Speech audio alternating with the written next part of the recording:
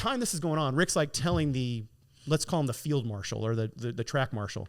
Oh yeah, he's a driver from back east. He lost his ride. He's helping me out, but he's driven before. He'll be fine. Complete lie. Right. He's describing you. Yes. He's describing you. Yeah, exactly. Okay. Exactly. Wow. Maybe a stretch on the truth. But I got in it and put the thing in drive and it's just like drag racing. Just wait for the light to turn on. Yeah, there you go. Turned the light on and left and shifted the thing into high gear and went over 2 sets of cars and thought I was done and shut down the fuel. And I thought, okay, I'm done. Yeah. Right? Because that's all you do. And the guy looks at me and goes, you won, second round. And I'm like, oh boy. What? And then same thing, like drag racing, like if we win, they're like, okay, see you in 45 minutes. Yeah. No, this is like, turn this thing around. This is turn around, get back in the lane. Get back, like you're ready. Line. Wow. So I get back in the lane and I get out of the truck because I'm hyped. Yeah. I'm just like, yeah, sure. right? Yeah. No Adrenaline kidding. City. And Rick walks up to me and he's like, stay off the cars. Those ruined tires. He's like, oh, if you're going to go off a jump, you better go off a jump. So I'm like, oh, okay, boss, go faster. Wow. Hey, welcome to Car Guy Confessions, brought to you by ARP. I'm Jeff Smith. This is my car buddy Cam Benty and car builder Steve Strope, and we're going to tell you some stories. So welcome to another episode of Car Guy Confessions with Jeff Smith. We have a special guest. Marcel's here to tell us all kinds of crazy, insane stories. My buddy Cam. Steve's off doing whatever Steve does. Just So resting. I guess he's he'll show up at a predetermined point later. Here. Yeah. I mean, he's not resting. He's not resting. No, he never rests. Well, he never rests. We're the warm-up act. Exactly. The headliner's not here yet. We're just here to warm the tires and the brakes up, right? Before the hero gets here. Okay. Little did we know that Marcel was a hidden gem. He used to tell us stories. We'd cut and we'd be wrapping everything up, and then Marcel would tell us like some gem. And it would be like, It's like, well, why aren't you on the you should be on podcast? this side of the camera telling us these stories. I'm the He's guy. shy. So He's a shy guy. we're going to save that for just a little Absolutely. bit because there's some news that we should talk about. absolutely. Right? Absolutely. So perhaps the biggest thing right now is to talk You about. moved to Iowa. Yes. I've escaped Southern California. There you go. That's big news. It is for That's me right. because Absolutely. it's been. I think it's great. I added this up. Yes. So somebody asked me the other day. I added it up, and we're approaching 26,000 pounds of stuff that I moved, not from my house, just from the shop. That's just his Just wardrobe. from the shop. Yeah. Oh my God. Because the big trailer was 18,000, and then the pod that I just shipped back there, the guy goes, you were overloaded. Yeah. I said, how much? He goes, 6,000 pounds. Too much. And the maximum weight capacity in this thing is 4,500.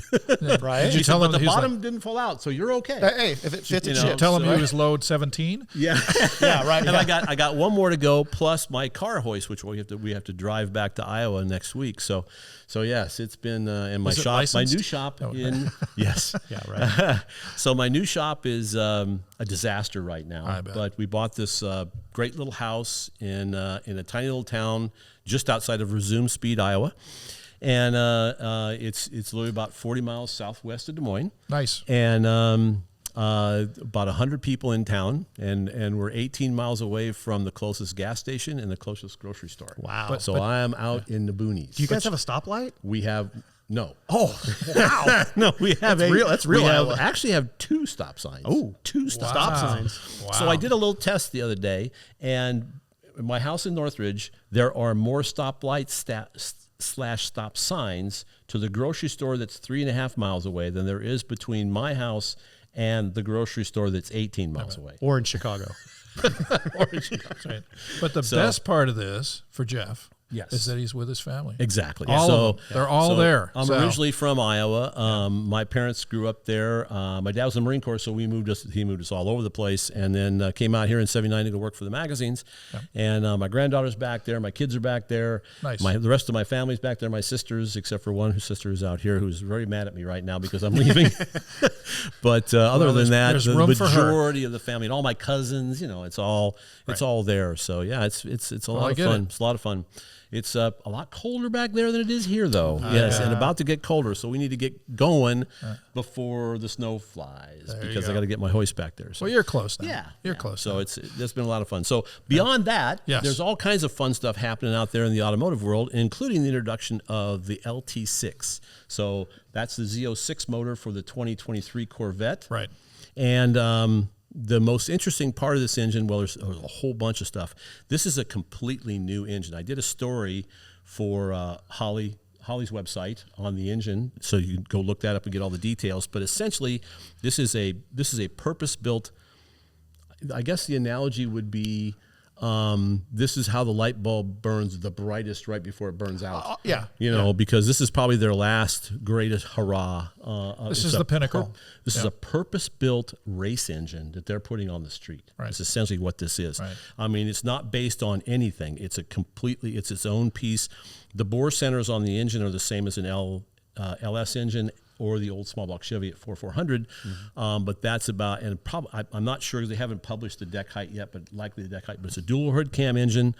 The most interesting part of the whole thing is the flat plane crankshaft, which means normal V8 crankshaft you have rod journals in this direction and this direction. With a flat plane crankshaft, you just have journals all in one direction. And what's the benefit of that, sir?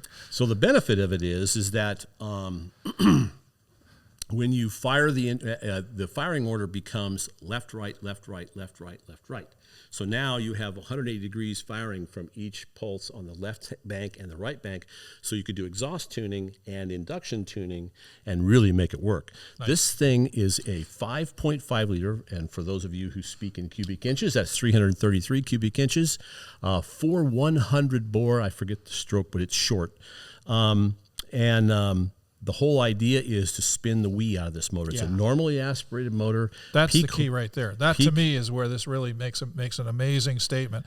No supercharger, no turbocharging. Nope. This is a normally aspirated motor that makes how much horsepower? 670 horsepower at 8,400 RPM. We have seen the mountain. Yes. There it is. That is, ladies and gentlemen, drum roll, please. We won't do it because it shakes the mics when we do that. Is 2 horsepower per cubic inch. Actually, a touch over. I think it's 2.01 for those of you who like decimal points. So it's just an amazing, amazing engine. And when you can, I unfortunately, I must be a has-been writer because I didn't get invited to the debut, so I've had to learn all this, through other sources. But don't feel bad. I don't feel at all. Because I found out about it like the day after the presentation. It was like, it was at the Peterson. Damn it! Yeah. At least want to go look at it, right? Right in the background. So what's cool about it is you can sight down. Now the intake manifold is 2 throttle bodies feeding 2 separate plenums that have connectors inside. Right.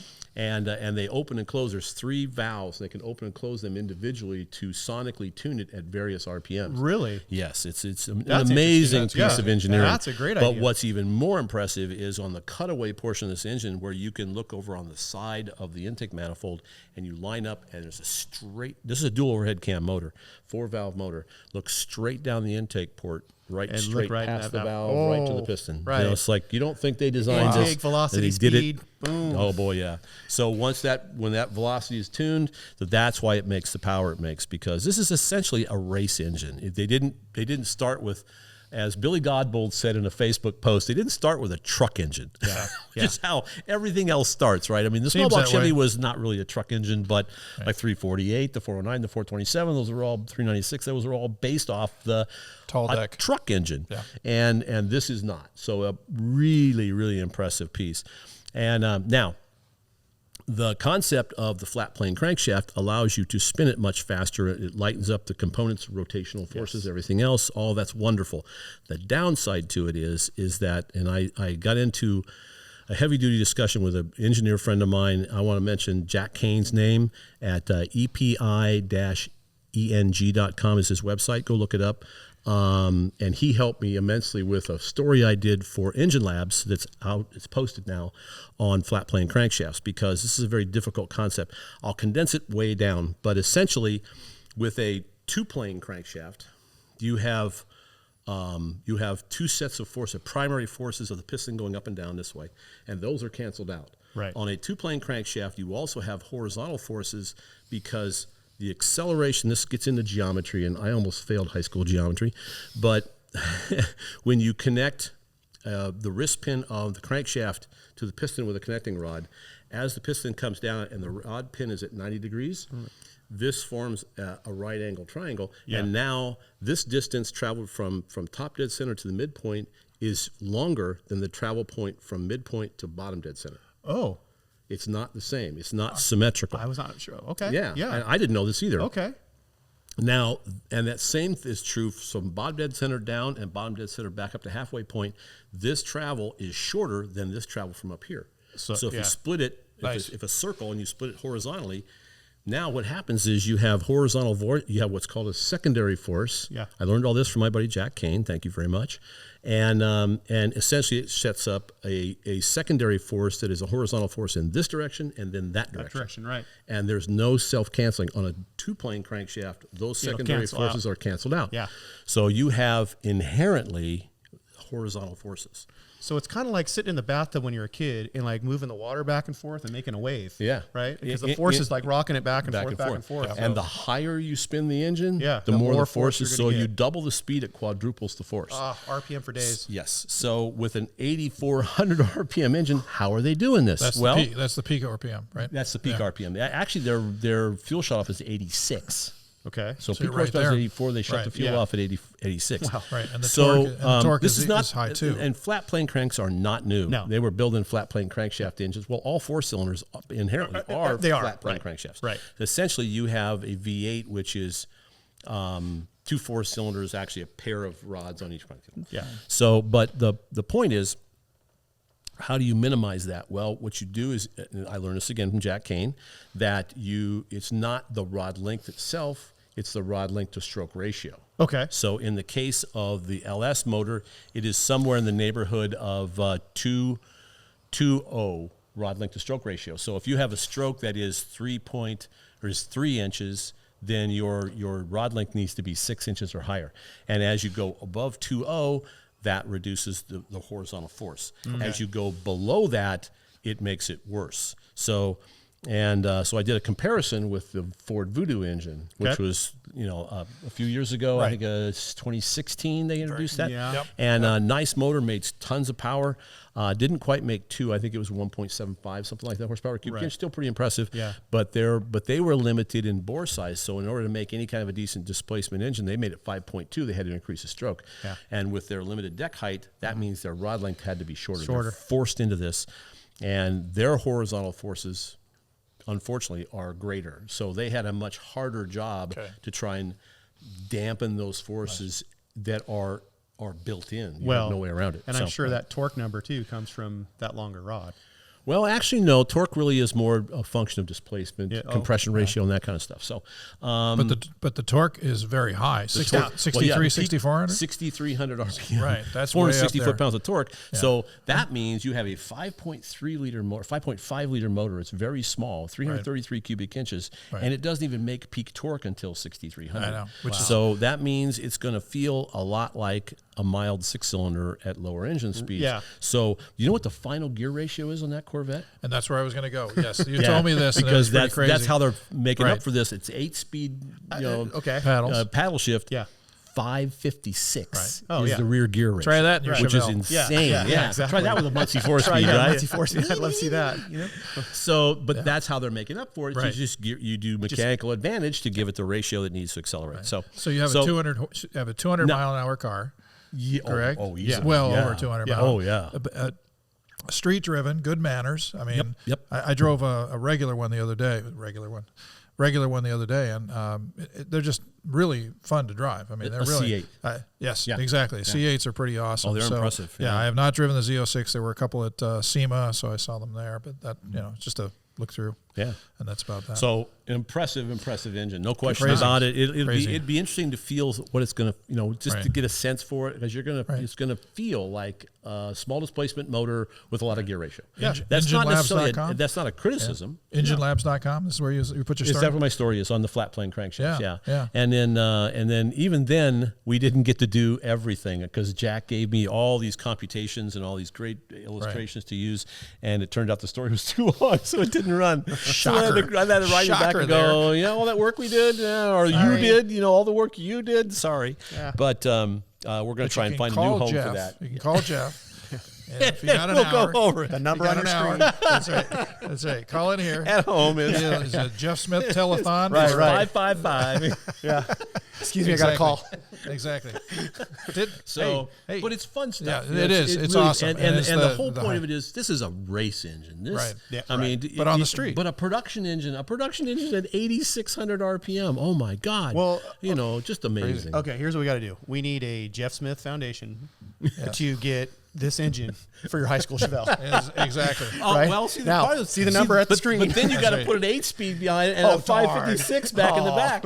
So That'd be pretty awesome, though. Boy, it would be cool. That'd be cool. Boy, yeah. So you can get around that. You know what would be? Oh, you know what would be cool? What? Would be you take that whole rear section, and stick it in a '69 Corvair. Well, oh, dude, it weighed about 2,000 pounds. Exactly. And that goes to what was the Jada rocket that you put on a Corvair and you turn into Wile E. Coyote? Yeah, exactly. So one of the things I like to do is always assemble an engine with ARP bolts, and it's not just because they're sponsors, but because it really does work. And the stuff is fantastic. I never have to worry about it. Steve, you building cars too? Yeah, actually, it's part of my baseline design plan when I'm building a car that's going to be shown or featured in a magazine.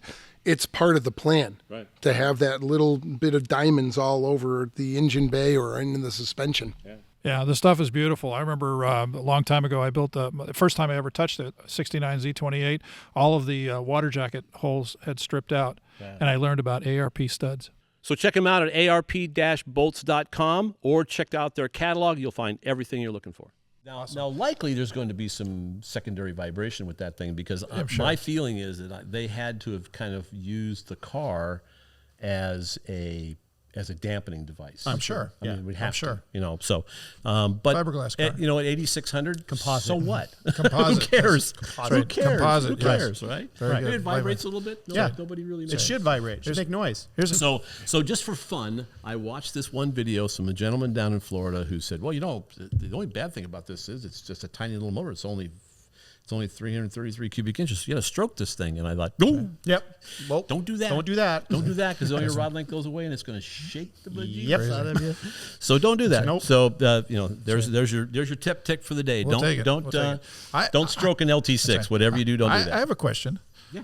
This is a covert kind of segue. Okay. Did Barney Oldfield have one of those? Right. Do you know anything about that? Well, I should call the hotline to heaven and That's ask. right. There you He go. is my great uncle. That's right. That's what I was going to say. So there's the segue. There you go. Yeah. So you got to tell us a Barney Oldfield story, right? Okay. Well, obviously, I wasn't around when he was alive. He died in '46. But for most, first, who's Barney let's Oldfield? back up. Yeah. Who's Barney Oldfield? So Barney Oldfield, his claim to fame was he was Henry Ford's test driver in car 999. Yeah. Wow. And car 999 is a very famous car. Matter of fact, it's in the Dearborn Museum. In Greenfield Village. Exactly. Yeah, right. Yes. And there's a lot of photos. You'll see Henry Ford standing next to what looks like an Italian guy. Looks like Fangio, actually. Right. And basically a set of rails. In a way, he was the Fangio of his day. Well, that's what I mean. So at the time that he was alive and the time that his claim to fame was that he was the first man to go a mile a minute. So 60 miles an hour, and this guy's lighting records on in the fire. 1900s. In the time when nobody knew what a car was. Right. So it was they rode horses to watch him drive a car. Right.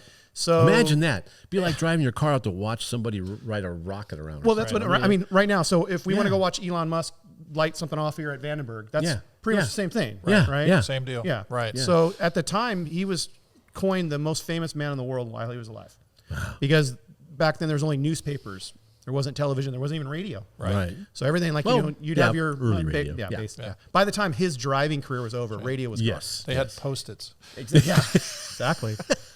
But he. Hey, did you hear? I know, right? Look at this, extra. There you go. But no, Barney. What the interesting thing about Barney is most people associate him with the Indianapolis 500, right? Which he did. He competed in the first, or he competed in 5 of the races. Never won one. Yeah. But everybody always says, "Oh, Indianapolis," and it's because there at the track, there's the Barney Oldfield wing, Right.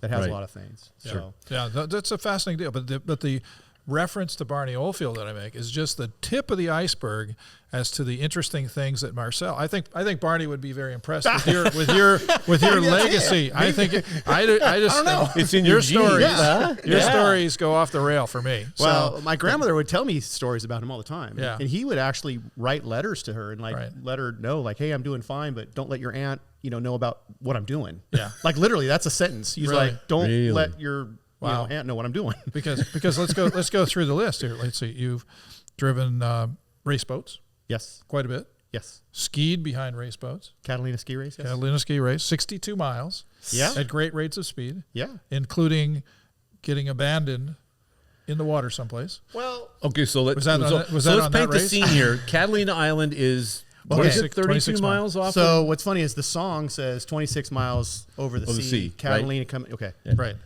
The official race course is 62 miles. Okay. So you start. loop, It's right. a loop, right? You start in Long Beach Harbor, which is right by the Queen Mary. Right. And you drive out of the breakwater to open ocean, and you basically go across the Catalina Channel.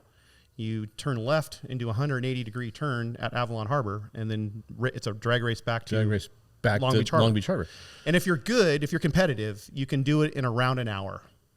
Like And this is Crazy. a monster boat with multiple engines. oh yeah, and towing a monkey behind on skis going. All right. Yeah. So and And you're you did that guy. Yeah. And you're that Oh, guy. it's Yeah. insane. So it's there's a 200-foot long rope, and the reason why you want the rope that long is you, as the skier, want to be out of the boat's wake. Right. So you want that flat, Right. water if you can get it. Right. But the problem is like when there's swells, obviously the rope goes in the water, and you then don't jerks see you. the boat. And then you come up on the top of the trough, and you might be on top of a trough, and the boat might be on another trough, but you look down, and the trough might be 16 feet down. Yikes. Right? So that's where Crazy. the rope goes in the water. You lose Crazy. the boat. So what happened with me is we were just practicing, and the rope went in the water, and I fell. Well, the observer, the person that's actually turned around backwards to watch you the entire time, Right. which riding a boat at 100 miles an hour backwards, that's real fun. Yes. See, Yeah. there's the key. There's a little 100 miles an hour. On the water, on a surface that is moving. Right. Moving. It's gotta feel- undulating. Yes. When you fall, it's got to feel like a rock. Yeah, and that's Oh, why yeah. that's why I stopped. Yeah. But I mean, yeah. So I fell and they lost me. And at the time, there wasn't GPSs. There wasn't basically we were supposed to carry flare guns. Well, a flare gun would usually always fall and hit you in the face. So no one, especially in practice too. Like you figure, I'm not. It's not the race, So I'll just go out there and practice. Well, I fell in practice and I got lost in a trough, and I could hear them driving around, Trying to right? find you. Trying to find me, but Wow. with an open turbo 1280 horsepower engine Right. driving around looking, I could scream as loud as I wanted to. They And they never couldn't hear They you. couldn't see your Hawaiian shorts and the puka shells? Yeah, well, that was the other bummer. I was dressed for the part though. Yeah. So I had my full wetsuit on that has flotation in it, so I didn't have to tread water. Nice. And everything was brightly fluorescent for safety. Right. Even my helmet it's a fluorescent orange helmet, so they can see like a buoy in the water. Right. Sure. But the problem is that the water ski that I have on is 8 feet long, and the bindings, you have to have someone else put you in them because they're so tight that you can't physically get out of them Right. yourself. You don't want to fall So off. you're there. I'm you- bobbing in the water like a cork with And- this water ski hooked to me like that. Oh man. 6 hours. You're not going anywhere.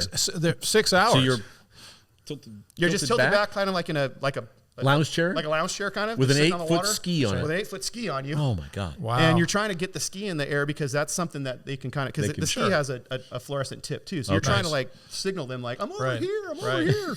Right. And Or- it was more than a 3-hour tour. So Wow. And how long were you in the water? 6 hours. 6 Wow. hours. And the And the hard whole thing, time they're looking for you. yeah. Well, the hard thing too was they had to stop because of fuel. So they drifted for a while. And the problem is that I left Long Beach Harbor. We got out at San Clemente. So I drifted another, Wow. 40, 50 miles. Easily. Easily. Wow. Whoa. What And a also, deal. the currents are that strong. Oh, yeah. It moves you pretty quick. Right. Yeah. Man. But that's not your first boat experience. I mean, you raced. No. What kind of boats did you race?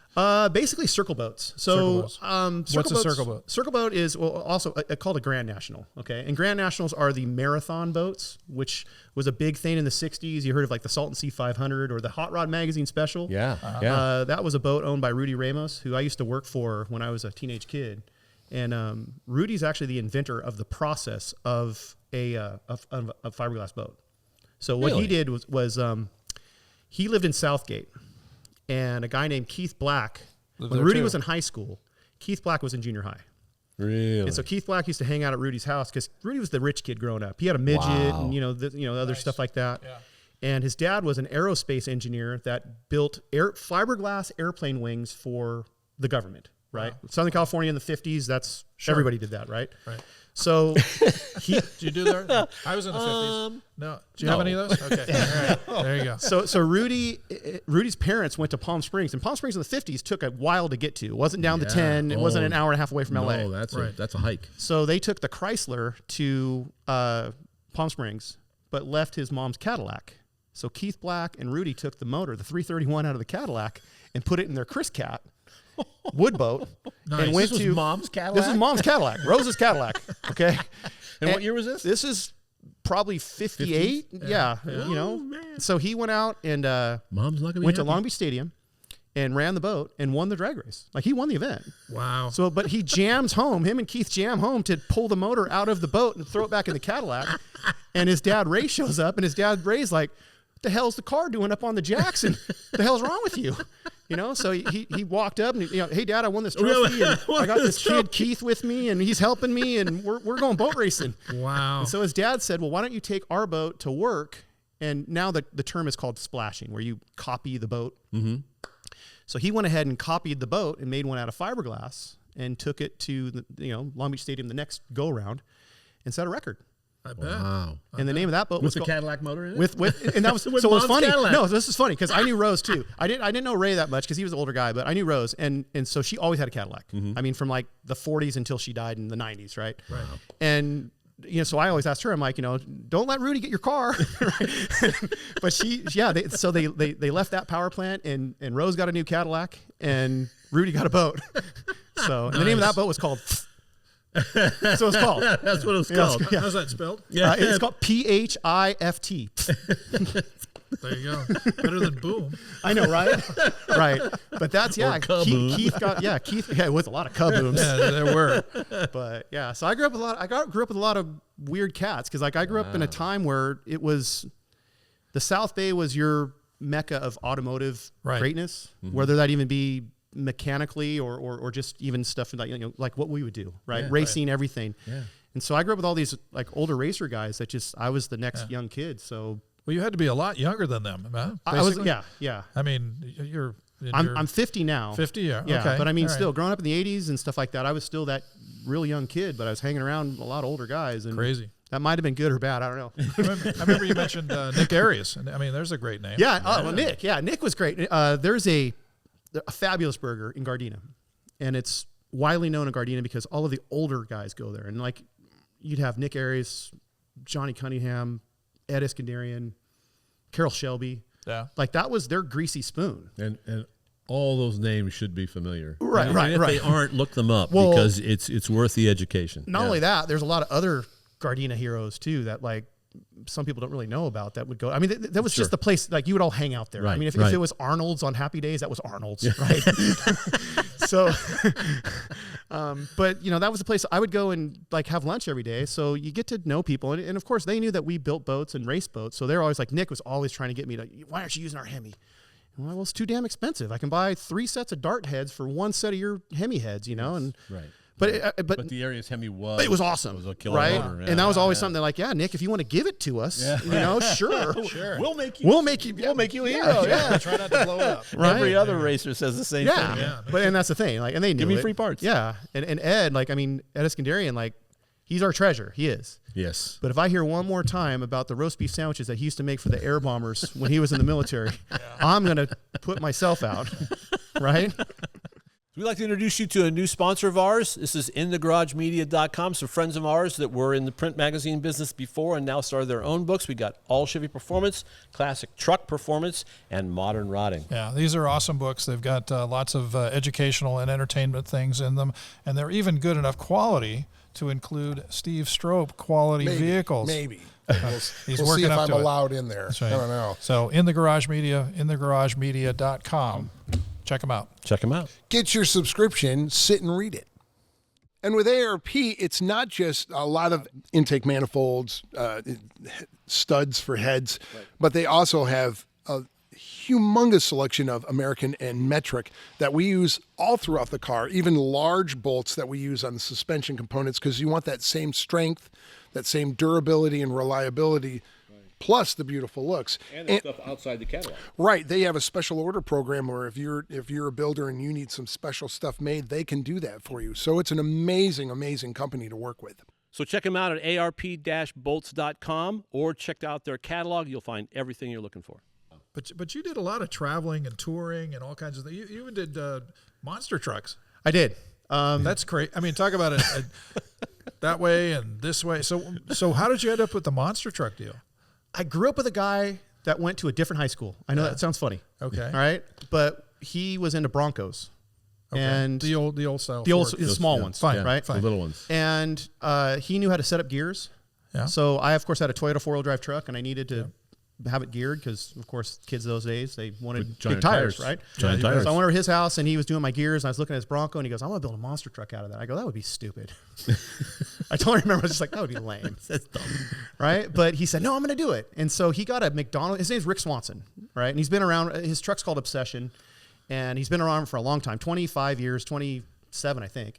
But it started off with a Bronco that he got a deal from a McDonald's commercial.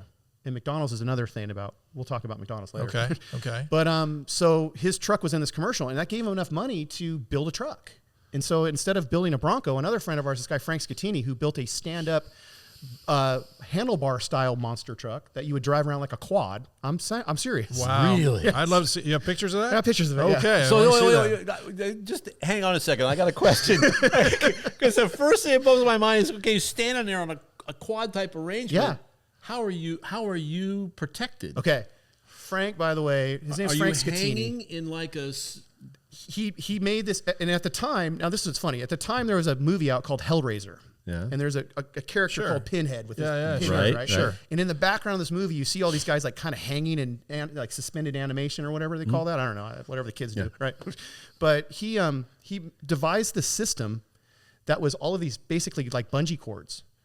That kept him, so at least if he got kind of thrown around, he wouldn't get totally tossed. Wow. But Frank's background was he was a supercross racer already. Bungee cords? Yes, bungee cords. Wow. That's his safety harness. Right. Bungee cord. And you got this idea from Pinhead? No. So what was funny, he got it from the movie. Like, look at these guys suspended, but they're suspended by like meat hooks on their skin. And he thought, well, I'll just put a bunch of D-rings on my driver suit. Yeah. And better better than the meat hooks. Are these Simpson bungee cords? No. They were deist. I'll give them. Yeah. All the monster truck drivers like deist. Straps. We'll call them straps. More Okay, straps. okay, Yeah, okay. not like the stuff that you throw at. Not the 99-cent store type of bungee cord. Yeah. But the idea came from that, and there was a lot of that going on because Frank is a character. No kidding. But so basically, he built because he was a supercross, motocross racer before, right? So he built his own, and he built it himself, which a lot of monster truck drivers don't. They rely on chassis builders just like race car guys do. Yeah. But so he built this thing himself, and he made it to where he would drive it like an ATC. Like the throttle was a thumb throttle. Okay. Yeah. Right. And the gear lever or the clutch, we would call it a clutch, was the brake, one brake, I think. No, that might have been the trans brake. And then his foot was the brake, like a dirt bike. Right. So you would basically drive this thing like a dirt bike. Well, the fun thing is all of us have driven a quad before, and we've all done two wheels on a quad. Sure. Right. The same exact motion of doing that, you do it with a monster truck. Really? You just get on you just give it some gas. It just weighs 50 times more. You would just kind of torque the thing like that, and it'd pop up two wheels, and he'd rop. Which now the other thing too is, he would compete, and we would do the stadium stuff. And Rick to this day still does it. Frank, he retired. After a while. Did he build? He actually built a monster truck? Oh, yeah. No, it was competitive. Okay. It was totally competitive. It was called We're Monster. not talking the big quad. We're talking about an actual monster truck. No, monster truck. He built a monster truck. It's called Monster Jerky. And he built a monster truck that has those quad controls. And he would, during the events, like go and crab walk, but on two wheels, right? But we had more fun taking it to Glamis. Because we would go like on the dunes. Yeah. The desert. No, because we'd go on Thanksgiving weekend, and you pull up to Gecko, and everyone thinks they're cool with their like, I got this, brand new sand rail. You're like, I got a monster truck. And we would have to ride on the outside of them because monster trucks, you can't see anything. Yeah. Yeah. You actually drive out of the fender wells. Yeah. You never, the windshield's just a glare shield. It's not anything. It's just blue sky. It's just blue sky. Yeah. You just look out. It's just like looking if you were parked. Right. Wow. So we would have to help Frank get to Gecko by riding like our dirt bikes, our sand cars as blockers to kind of like let everybody, hey, this guy can't see you. Like, don't like we would, and even to times where we would like play chicken with people. Yeah. You know, just so they would like move out of the way. Yeah. Wow. Because they're just thinking, oh, monster truck, and they drive right to it. And you're like, no, that guy can't see you. and he'll drive right over you. Squish you. Right? Like a bug. Yeah. So, but Rick too, you know, Rick, I toured with Rick a couple years. We actually, I used to be the director of marketing for Line-X. And they were looking for something that was outrageous and bigger and larger than life. And I said, There it is. Monster truck. There it is. So we did that for a few years. I ended up actually driving it too. Rick, he fell down getting out of his rig. And Rick's always been a big boy, right? I mean, even in high school, he was a big kid. And so we were in Phoenix, and he got out of his tractor trailer, and it was raining. So when he stepped on the floorboard on the outside of the truck, it was wet, and he slipped, and he fell on his back. Ouch. And since it was only Phoenix and we're from LA, you know, we just drove out there that morning for the event. And so he's like, you got to drive. And I'm like, I can't drive a truck. And you've never driven a monster truck Never before. driven a monster truck before in my life. Never sat in the cockpit. Well, I sat in the cockpit because what happens is the drivers you usually, move it? yeah, when you move it, right? And like you have to take the tires off and put smaller tires to get it inside the tractor trailer, stuff like that. So I knew how to start it and drive it and stuff like that. Right. But he goes, you got to drive this thing. And I'm like, I don't know anything about that. And he goes, you got like 6 hours, just tire up and drive around the parking lot. You'll figure it out. He's like, you've driven boats, rode motocross. I mean, you'll be fine, right? It'll be okay. What kind of powertrain it run on? What's it run? They're big block Chevrolets, but they're on alcohol. Yeah. And supercharged. So they're about 2,500 horsepower. Oh, That's good. yeah. And they weigh about good. 10,000 pounds. That'll warm your burger. Yeah. Yes. I mean, like it's throttle response now. Oh yeah. I bet. Instant power. I bet. Oh yeah, especially with a Yeah. roots type blower. Yeah. Yeah. Crazy. It's a lot of Yeah. fun. Crazy. So you drove it, I presume? Yeah. So funny thing, we're at Bank One Ballpark in Phoenix, and you know, holds a lot of people, probably 30, 40,000 people, and it's a monster truck event, so it's sold out. Yeah. Wow. Yep. So I drove down for the introductions, and I'm thinking like, oh, I'll just do what Rick said. I'll just follow the other guy and do what he does, right? So I drive out there, and the guy's like, you know, doing this. So I go over there, whatever, and they have all the lights kind of down when the drivers come out, so you don't really see. You see, but you don't see. Especially driving in, you don't really see anything. But when you get out of the truck and you start looking around, and you go like, oh wow, Oh man. there's A lot of like people a here. lot of people Stuff here. happening there. Yeah. Right. You know, and I'm wearing a driver's suit that like I'm 5'9" and Rick's 6'4", and it's like, you know, I look like a Shar-Pei. You know? So, but I got in the thing and I drove it out of, you know, because you have to wave at the crowd and say hi and everything, Yeah, right? sure. So I get back in the truck and I fire back, and I'm thinking, cool, I got like, you know, 20 minutes to get ready, and kind of they're like, no, dude, you're first You're out. on. You're out. on. And I'm like, what? So the best thing too is Rick's, at the time this is going on, Rick's like telling let's call him the field marshal or the track marshal. Oh yeah, he's a driver from back east. You know, he lost his ride. He's helping me out, but you know, he's driven before. He'll be fine. Complete lie. Right. He's describing you. Yes. He's describing you. Yeah. Exactly. Okay. Exactly. Maybe a stretch on the truth. But I got in it and put the thing in drive, and it's just like drag racing. Just wait for the light to turn on. Yeah, there you go. Turn the light on and left and shifted the thing into high gear and went over 2 sets of cars and thought I was done and shut down the fuel. And I thought, okay, I'm done. Yeah. Right? Because that's all you do. And the guy looks at me and goes, you won, second round. And I'm like, Oh boy. what? And then same thing, like drag racing, like if we win, they're like, okay, see you in 45 minutes. Yeah. No, Yeah. this is Turn like, this thing around. this is Now. turn around, get back in the Yeah. lane. Get back, Wow. like Get you're back in ready. line. Wow. So I get back in the lane and I get out of the truck because I'm hyped. I'm just like, yeah, sure. right? Yeah. Yeah, no Adrenaline kidding. City. and Rick walks up to me and he's like, stay off the cars. Those ruined tires. He's like, oh, if you're going to go off a jump, you better go off a jump. So I'm like, oh, okay, boss, go faster. Wow. So I pull up in the line, and in the monster truck world, there's this guy, there's a truck called Monster Patrol, and it's pretty popular from the 90s. They don't really have it around anymore. The guy's name was Paul something. I forget his last name, but he was real big back then. And so they line me up next to this guy. And I get out of the truck and start, you know, kind of, again, too, looking around like anything fall off or, you know, Right. same, still together. And start walking around. He walks up to me and goes, hey, man, I don't know you. Where are you from?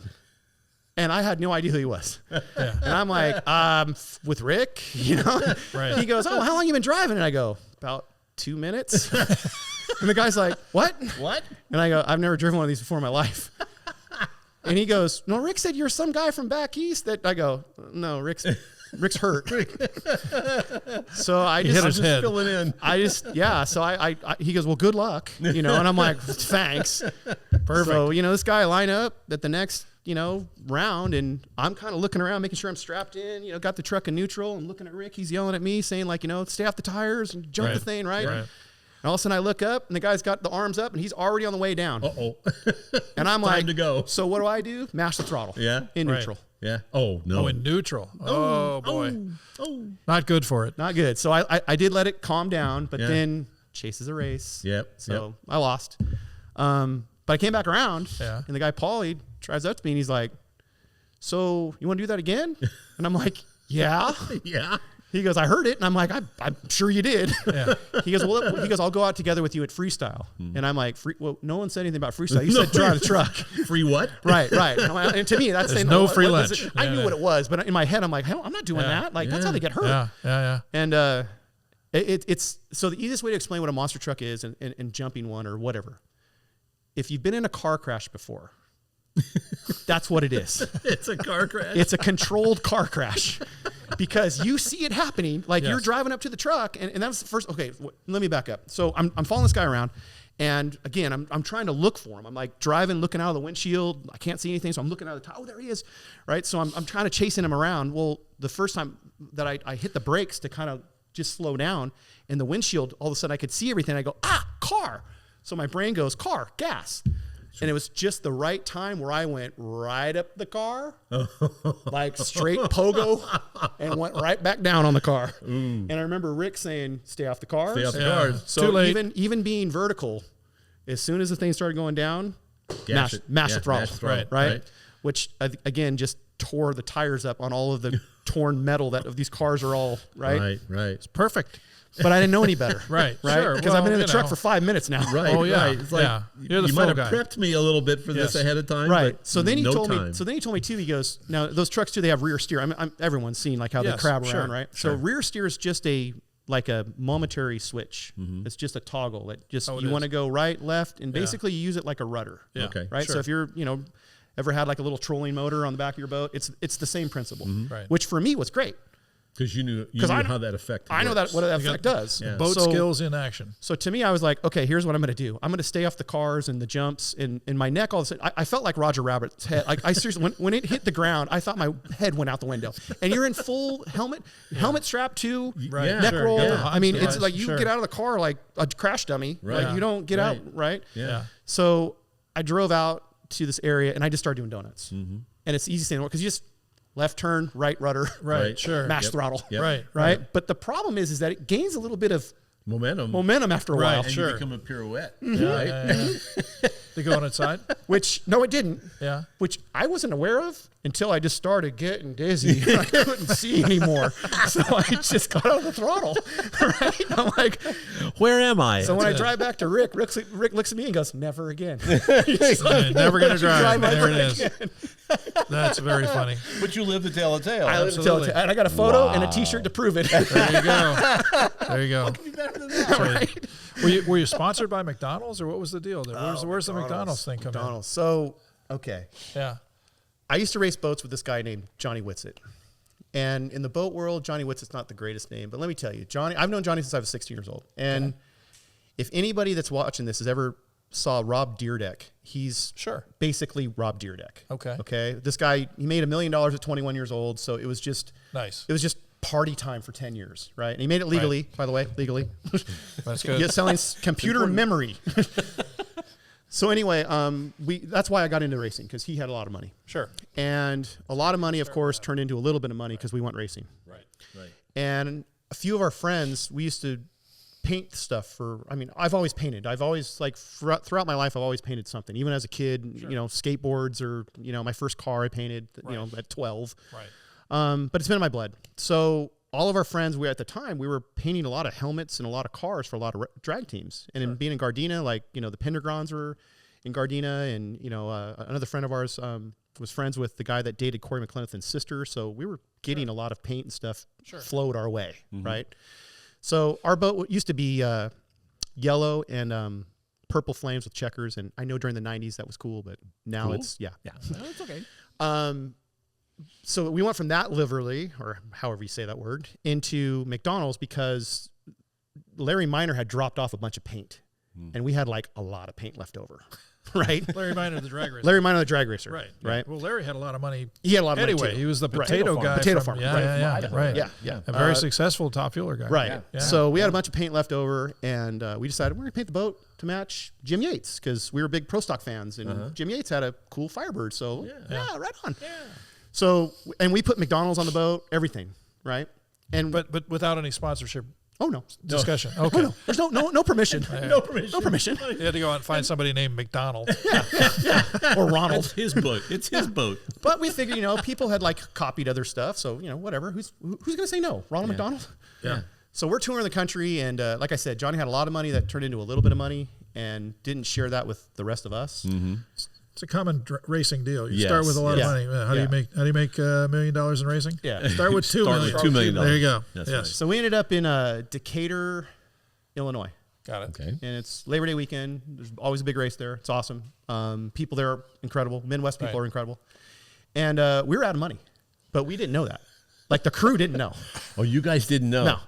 Because, when you're on the road, you're living kind of Applebee's to like Wendy's to whatever, Ruby Tuesdays. It doesn't matter. Right. That's what you're eating. Right.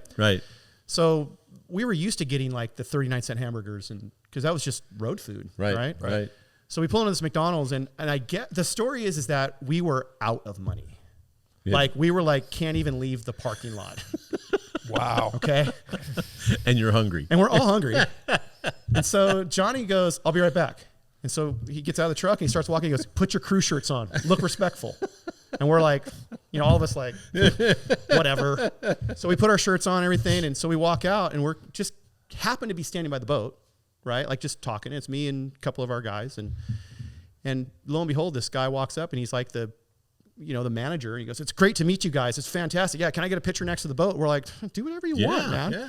So Johnny comes back with like a quarter pounder with cheese for all of us, which that's all we seriously care about. Right. And, all right. We're like, we can eat. Oh, cool. He goes, well, you guys got to also eat fast because there's people coming. And we're like, well, what does that mean? People are coming, right? And he goes, and you guys got to tuck in your shirts. You guys got to look like you're a team, right? And we're like, oh, yeah, okay. Okay. Right. So he had walked into the manager at the McDonald's location and said, hi, I'm John. I'm here from corporate, and we've got the boat team outside we're going to have you guys co-op in on the display that we're going to do outside of the McDonald's. And the guy's like, really?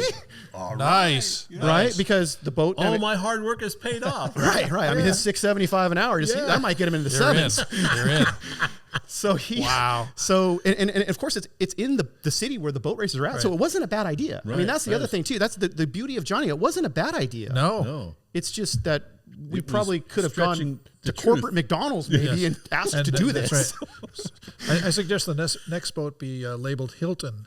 Yes. Well, that was the joke. The joke was, so now do we stop at the gas station and put Exxon on the side there of you the go. boat? Perfect. Exxon this space for rent. Yeah. Just have it zip on, zip off. Yep. That's the invention of vinyl wrap. Adhesive wrap. That's right. Oh, exactly. well, no, like the 7 of the them. crew uniforms. It was like, well, I don't have that color shirt on. How fun. But yeah, Wow. that turned into a And thing. you got away with it.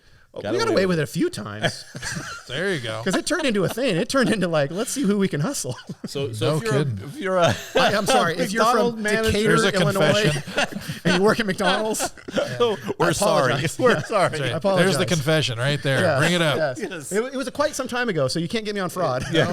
But Time has statute of elapsed. statute limitations of have been limitations There you totally go. exceeded. Absolutely. Well, that's a fun deal. What a good time. Yeah. And my guess is there are hundreds more stories like this, right? Oh yeah. Yeah. Yeah. Anything that was come to just mind? my 20. Anything come to mind? I mean, What are we missing SEMA. for this? SEMA? SEMA? I got a good one about SEMA. Fine. We got time. So after boat racing, I got in the SEMA. The first SEMA show I ever went to was in 1993, and we went to get sponsors for boat racing. Okay. Fair 'Cause enough. The McDonald's thing wasn't working out. Do a little more than McDonald's burgers Right. to keep Con you on about alive, the- about right? the quarter But I pounder went rig there and I was hooked. Yeah, Okay. I mean, it was a big deal, and I'd never been there, and I was for SEMA. for SEMA. It was a big deal, sure. right? Yeah. And so I started going, and I actually it caused my life to go this path into the automotive industry because I fell in love with it. Sure. And I did get a job with Linux Corporation, and that's a whole other episode. There's too much to talk about that. But at the time, I saw everybody building cars, and that's what I wanted to do. Sure. I was like, man, I want to be these guys. I want to have like my car in the in the main hall. Like that was a big deal, right? And so I started building stuff specifically to go to SEMA, and then getting the job at Linux and being in charge of their booth. Well, that just helped my dream along, right? It fuels the fire, right? Right. So for the last 20 years, I've had a car at SEMA for the last 20 years, which is pretty hard to do. It's pretty, That's an impressive. And they haven't been as nice as, I mean, I can't build anything as nice as like Steve. He builds beautiful things, right? Yeah. But for the most part, I'm that garage guy that can still get something together and get it in front or something like that. And, I'm proud of that. Right. So one year we had put all of our efforts into this friend of ours truck who wasn't really super mechanically inclined at the time. And he was a sales guy where I worked at a magazine. And you know how sales guys are. You kind of like treat them like, oh, you're just a sales guy. They have such you're a pain in my amazing ass. engineering skills. Yeah, exactly. And they're always asking you guys for weird things, right? Yeah. So They're off the hook with just... Or they promise things that you have to deliver. Then you're like, yes. yeah, I got to make up for this part that you told some guy. Okay. Right. Some promise you made that you had no business making. Right. Yes. Yeah. So all of us too, Jason too, behind the camera, like all of us are at my house throwing this truck together to go to the SEMA show. And there were a lot of unforeseeable challenges that happened on this year of this truck, right? One of them was I took the rear end in, the differential end to have it narrowed, and I brought the guy the measurements of the wheels and tires and the overall measurement of the housing that I needed, and I assumed, my mistake, that he would figure out the axle length, right? Oh, as opposed to giving it to him. I was just, and he's a reputable shop, and I was thinking, this guy's been doing this long enough. Hey, I need the housing at 56 inches, and I'll be back on Thursday to pick that up. And you know what the axles should be. Right. Which I didn't mention that or anything. So literally when we throw the whole truck together and we're ready to fire this thing, and I go to fire it, and it fires up, beautiful, runs. Yeah, right on, brand new engine, right? Go to put it in gear. Vroom, vroom. Doesn't go anywhere, right? Is it more the... It could be. Yes. So the return of the... Yeah. So we just said, you know what, screw it. And at this time too, the car was together, but that was like the thing that just told us like, we got to get to Vegas. Yeah. Like we'll just push the damn thing. Right. And it's outside anyways. Who cares? Yeah. But I'm leaving out a few things for you guys. It was color sanded, but not polished. Okay. It was, all the parts were in the bed, but not put together. So we decide, screw it. We've been up for 2 days, right? Like we just got to get on the road. And I tell my buddy Tom, I go, man, Tom, I can't make it. I got to sleep. You're going to have to drive. And Tom, he's a great driver. He's not like a race car driver per se, but I've been with him towing trucks and trailers cross country for years, right? So I totally trust him, right? Yeah. So it's time for me. I go to sleep, and we're driving our friend Travis's Suburban with a borrowed trailer and our friend Brandon's truck on that. Okay, this is going to be important later. So there's a quiz. So we're driving, and I wake up about 2 hours in this, and we're just driving from LA to Vegas. So it's a 4-hour drive, right? When you're towing, it's definitely a 4-hour drive. Right. Okay. Sure. Well, I wake up 2 hours and 45 minutes into a 90-mile-an-hour driving Tom, who's singing at the top of his lungs and puffing a joint while he's driving. No. And so I'm like, dude, you're going 90, slow down. So you work for Peterson? Right. And then on top of that too, I said, I made the reference to like, I think I'm parked, because he goes like, he jokes around like, hey, how's my driving? And I go, I think you're parked. Like, you need to knock this off, right? Like, and I'm rolling down the windows. So we decide to exit the freeway. Of all exits, there is a SEMA road, but it's actually C-I-M-A. Yes. I know it. Right? So it's I know it well. SEMA. Sure. Right? Never stopped there, but yes. Well, we decided to stop at SEMA Road because it's a joke. Because everybody had to pee. Someone had to pee. Someone, hey, I got to pee. Like, let off. So we'd get off the freeway. And I'm still kind of arguing with Tom about the rules of towing, right? And how there's like a show car in the back. And we need to arrive alive. Right. Wow. So let's make sure this all. And so he, at the same time, is now puffing on this joint enough to get enough going smoke-wise, and blows it right in my face, which I'm like batting it away from him as I'm doing that. Now, while that's happening, he's in the driver's seat on the side of the road on an off-ramp. I'm in the passenger seat with a pillow. I look over, and there's a highway patrolman that just decides to stop and take a look at what we're doing. So, of course, Tom rolls down the window and looks over at me. He's like, what the hell are you doing here? Which is an invitation for him to come over, right? Exactly. So the guy goes, well, what? He goes, I was thinking the same thing. You guys got a car show going on over here. Because again, too, like Jason's behind us, and so maybe my truck. He was driving my truck. Mm-hmm. Yeah. Our friend John Yotto, who was publicly displaying his urination skills to everyone, totally got caught, right? And there's a few other guys that were there probably doing something that's no good, right? Mm. So I immediately think to myself, okay, I'm going to jail. Yeah. Because I'm not in my car. Nothing here belongs to me. I probably should have just got out and walked away. That would have been good. Nothing here has my name on it. Exactly. I can go. I can get in my own truck with Jason and keep on keeping on, right? Yeah. So the cop, I immediately go, think of something fast. I go, hey, who'd you have to piss off to get it this route today? Did you make, did you pee in someone's coffee or something like that? And he goes, yeah, I drew the short straw and they got me out here patrolling today, but I figured I'd hassle you guys a little bit. And I go, as long as it doesn't make up for us going to Vegas. And he's like, yeah. He goes, well, I figure you guys were just taking a little break. A break? Right. So, yeah. Wow. Yeah. So I will say. He let, wow. You got lucky. He knew. He knew. Wow. Of course he did. Sure. And, and he's probably thinking just 4 hours of the paperwork here. If I just, I'm going to bust this guy and this guy. Yeah, exactly. This guy's like, can you change driver first? Because the other thing too was, as soon as he left, Tom, get out of seat. Like, get out. Get in the back. Yes, of course. But, think of that one. Think of you'll never guess what I saw today. Wow. Yeah. We should probably have a high patrolman on for the show. Yeah, we could do that. I got some be, folks we could Well, the fun thing about that trip, too, was when we got to SEMA, we were told where our space was at. And when we got our space, remember I told you, we still had to put the car together and polish it. Wow. So we called a friend of ours that was a guy that worked at the Las Vegas track, the speedway out there. And I said, hey, man, you got a portable generator? He goes, yeah? Why? I said, I need you over here at the convention center, immediately. Yeah. And he goes, why? And I go, just bring it over. So our buddy Chris shows up with this generator, and I brought my polisher. So I'm out there in the SEMA parking lot on a Saturday. Wow. Product demonstration. And the fun thing, exactly. The fun thing about it was there was a guy with this beautiful, I remember he had this beautiful Jeep. And I walked up to him and I go, hey man, just let you know, I'm going to be slinging compound around. So I was going to say, if he's next to you, it's going to end up all over your vehicle. The guy goes, no man, don't even worry about it. He goes, can I borrow it after you're done? There you go. And that thing went around to 3 different, it came back to Chris. Chris got it back on Monday. Wow. Did you get a sponsorship from 3M like McDonald's? That's the other thing. I should have. Should have gone to them. Should have come in there. Right. Yeah, exactly. Absolutely. Right. Do this for yeah. you. No problem. Yeah, that would have been a good thing. Absolutely.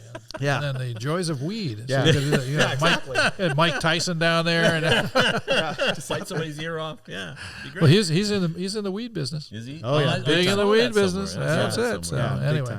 Well, that's awesome. I'll tell you, we'll have to have you back on again. Yeah, that's right. There's probably a lot more stories just like that. Right? There's a lot. Yeah, there's a lot. and what's great is that he's here all the time. That's right. I know. Whenever we do a podcast, we got Marcel. Well, yeah. Somebody guess it doesn't show up. Falls over. I'm like the substitute teacher, and you guys get to play. No, but it's great. Oh, well, this was a planned deal. I mean, my orientation. No, this Marcel. This is not a fill. He's not a filler. No, because too many of the stories we were hearing behind the camera. It's like, dude, we need these stories in the front. Absolutely. Not back there. Yeah. Well, that's awesome. Yeah. Well, very good.